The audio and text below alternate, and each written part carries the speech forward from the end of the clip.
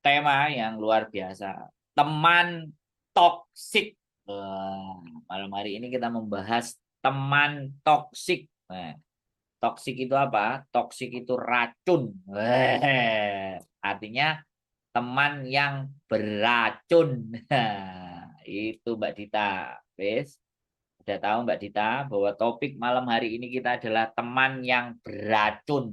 Wes, sangar. Piye teman yang beracun ini piye ya? Gambarannya teman yang beracun itu kayak apa ya? Hantu.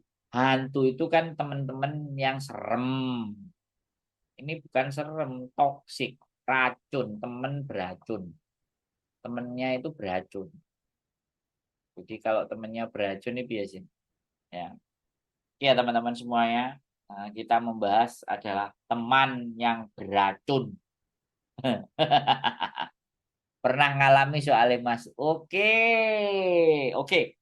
Mbak Kiki Kawul, kalau sampean merasa pernah mengalami itu, coba sampean boleh sebutkan teman-teman yang beracun itu menurut versinya sampean bagaimana?